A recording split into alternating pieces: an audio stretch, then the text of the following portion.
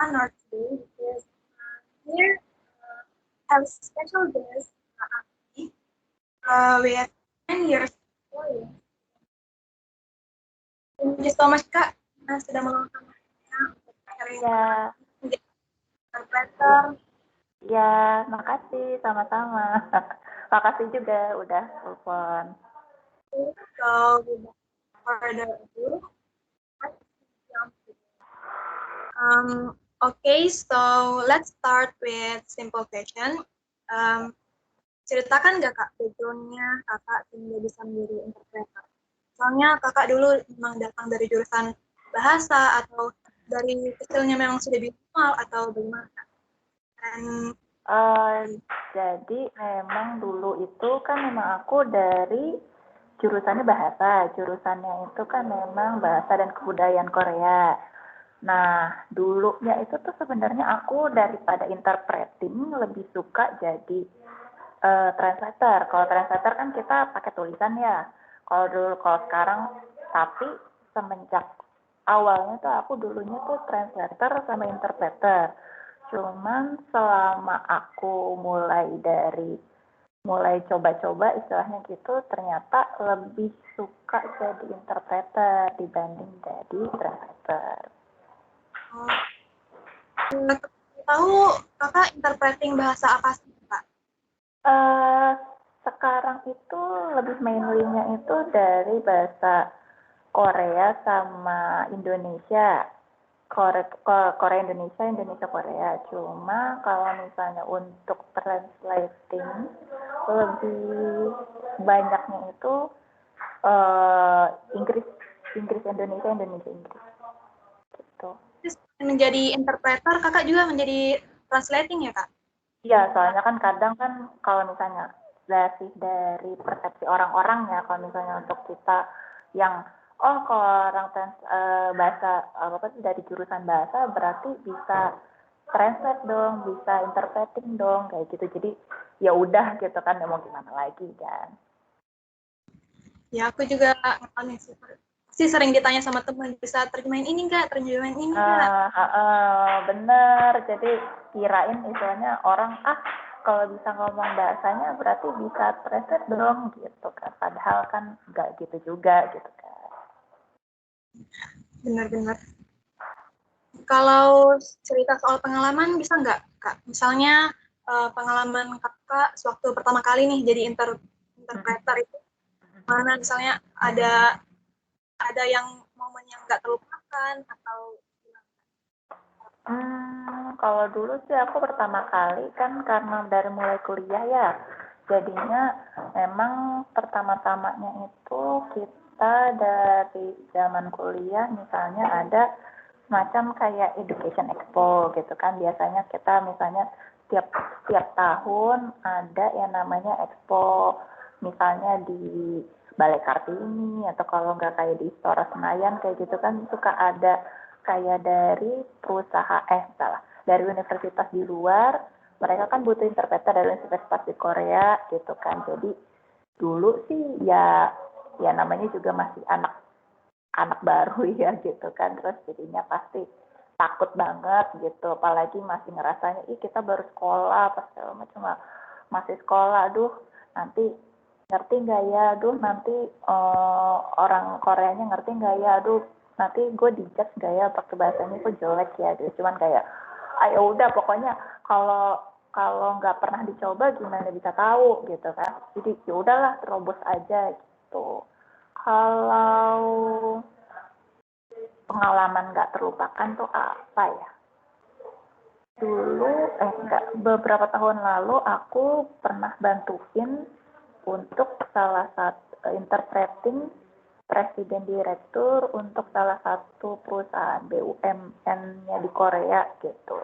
Yaitu deket, selalu pepetin ke beliau, terus sampai si Bapak wakil presiden direkturnya itu tuh sampai ngeliatin ke aku gitu loh, gitu kayak lagi jalan, aku kan mepetin presiden direkturnya terus dong, karena kan beliau yang datang, beliau yang mau visit gitu kan, saya mepetin terus gitu aku gitu, terus dia langsung kayak ngeliatin gitu, aku pikir loh kenapa gitu kan, terus pas udah datang kita duduk di bus, orang-orang itu kayak yang ngomongin apa gitu.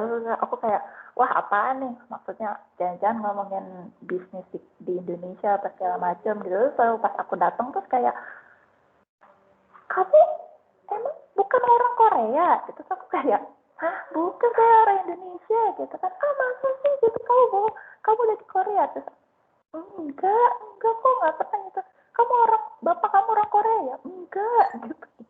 Itu sih lucu aja sih, dibanding kayak bukan berkesan tapi lebih kayak lucu aja gitu loh, kok bapaknya bisa kayak gitu maksud aku padahal aku sendiri gitu kan, kalau di naker diri sendiri tuh kayak enggak kok gue jelek, bahasa Korea gue jelek kok gitu, apaan sih gitu. Dan tapi kalau pernah kayak gitu sama orang Korea, jadinya apa ya, rasa insecure-nya itu tuh jadi berkurang, ngerti nggak sih? Dulunya kayak aduh kok bahasa Korea aku jelek, yang pasti ini takut nanti kalau misalnya ambil kerjaan ini. Tapi kalau waktu itu inget itu langsung kayak ya udah bodo amat gitu. Kayak pernah pernah dipuji kok kayak gitu. Apalagi dipujinya sama orang asli sana ya, kayak yang native-nya. Iya, gitu. Padahal kalau diri sendiri kan pasti gimana ya, kalau diri sendiri kan pasti kita mikirnya yang jelek-jelek aja gitu kan, kayak bahasa gue masih jelek nih, skill gue nggak segitunya gitu, gue takut nanti dapet ambil kerjaan kayak gini-gini gitu. Cuman kalau kalau dikerjain cara do our best ya, pasti ada sesuatu yang manis lah yang kita dapat gitu, entah dari pujian atau kalau enggak dari sekedar pengalamannya aja. Ya Kak, misalnya kalau tamunya itu atau guestnya itu orang penting gitu Kak, ada nggak Kak Kakak lebih persiapin, atau misalnya kalau ternyata materi yang harus diinterpreting itu ternyata bahasanya berat gitu, ada nggak Kak? Pastinya sih sebelum aku nggak cuma dari tamu penting ya, tapi juga dari untuk semua klien aku, kalau misalnya ini Mbak, saya mau butuh interpreting tanggal segini, pasti aku akan tanyanya itu pertama, itu bahasanya apa. Terus habis itu kalau misalnya, bahasan ini meeting Mbak, atau kalau enggak, ini training Mbak, atau kalau misalnya apa. Nah, meeting itu aku pasti akan diminta briefnya dulu gitu. Mbak, ini meetingnya soal apa, terus habis itu apa goalnya. Jadinya aku datang ke situ, nggak bener-bener blank, aku tuh mau ngapain, nggak cuman kayak, tahu kan kayak Google Translate aja, dia ngomongnya apa, gue ngomongnya apa, ya nggak bisa dong. Emang Google Translate pasti akan salah ya, kalau misalnya aku nggak di briefing ya juga, aku nggak tahu konteksnya apa, aku akan salah kayak Google Translate itu, dan aku nggak ingin itu terjadi gitu. Jadi aku pasti akan ngomong ke si klien aku kayak gitu, saya butuh briefing ini kayak gimana biar saya bisa tepat untuk menjelaskan, tepat untuk menjadi jembatan dari perusahaan A gitu. Berarti itu bisa dikatakan do's yang harus dilakukan juga ya Kak sebelum interpreting. Misalnya gini, aku udah ngomong misalnya, Mbak ini saya mau minta interpreting meeting, atau kalau nggak saya minta interpreting training untuk bidang ini. Terus aku kayak gini, langsung ngomong gitu kan, saya nggak well versed di situ gitu, nggak apa-apa kah gitu. Nggak apa-apa Mbak gitu. Jadi Mbak tinggal jelasin aja ke mereka gitu, kalau nggak pakai bahasa Inggris juga nggak apa-apa kok gitu, yang kayak gitu. Kalau berdasarkan pengalaman kakak nih, ada nggak sih aturan-aturan yang sebenarnya interpreter itu kadang nggak harus nerjemahin semua yang dikatakan oleh si speaker, atau misalnya ada tata cara yang tidak boleh dilakukan oleh interpreter, atau gimana? Ada nggak yang aturan yang tidak boleh dilakukan? Nggak harus dilakukan, itu sebenarnya satu, itu tergantung dari diri kita sendiri. Yang kedua, tergantung dari, enggak juga sih, dari kedua pihaknya juga. Jadi gini, misalnya nih, aku yang namanya bedanya dari translate sama interpreting itu adalah apa yang kita dapat, kita proses, terus abis itu kan keluar dari mulut kita. Kalau misalnya translate itu apa yang ada kata-katanya 99% harus sesuai dengan bahasa aslinya gitu kan, daripada bahasa tujuan. Nah, makanya kalau untuk itu, jadi kita dengar dulu, terus abis itu biasanya sih kita memo gitu kan, kita memo apa aja kata-katanya yang kata-kata intinya kita memo, baru kita katakan, kita parafrase lagi. Nah, sebenarnya sih bukannya dilarang ya. Jadi misalnya nih ada perusahaan A, ada orang A ngomong terus habis itu kayak, ini gimana sih nih perusahaan B gini harusnya kan gini gitu kan. Tapi kamu kan pasti, kita yang aku bilang kan kayak negosiasi itu kan berarti kan agak kayak ketidakpuasan kan dari satu pihak ini. Terus aku kayak berarti kan gini, kalau misalnya si A itu ngomongnya gini, nah aku kan di tengah-tengah kan, gak mungkin aku langsung ngomong kan berarti kan takutnya dia itu sebenarnya cuma ngegerutu doang tapi sebenarnya gak mau ngomong. Nah masalahnya adalah dia itu, aku itu sebenarnya di pihak mana gitu kan, aku dibayar sama pihak mana. Kalau misalnya aku dibayar pakai pihak A, aku pasti akan ngomongnya gini, saya harus translate ini nggak, saya harus terjemahin ini nggak kata-kata ini gitu kan. Mungkin aja dianya itu gimana sih, ini kan harusnya gini nih gitu. Nah kita kan nggak tahu ya, kita sebagai yang benar kan, saya harus menerjemahkan inikah gitu, saya harus menerjemahkan ketidakpuasan inikah. Kalau bisa dia bilang oh ya terjemahin, ya udah, memang si A pengen ngomong ke si B, kalau gue nggak puas, gue itu pengen kayak gini gitu.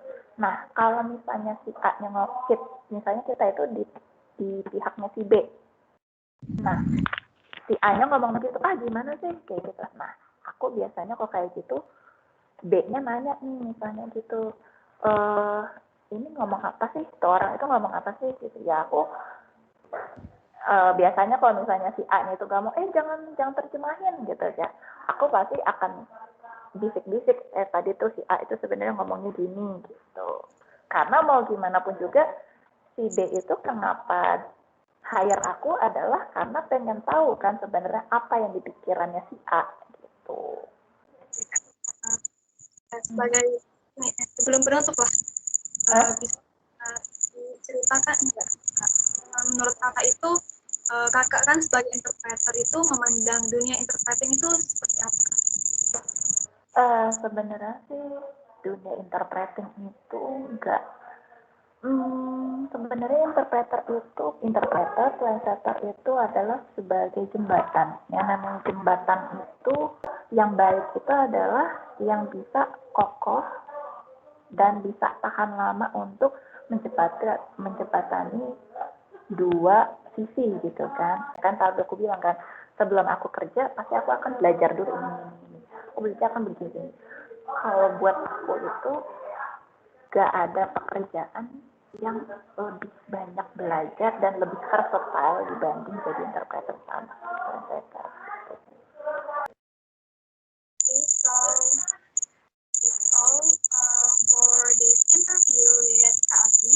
Thank you so much Kak sudah sharing pengalaman. Okay, thank you for having me. Everyone who watched this also gained knowledge and insight about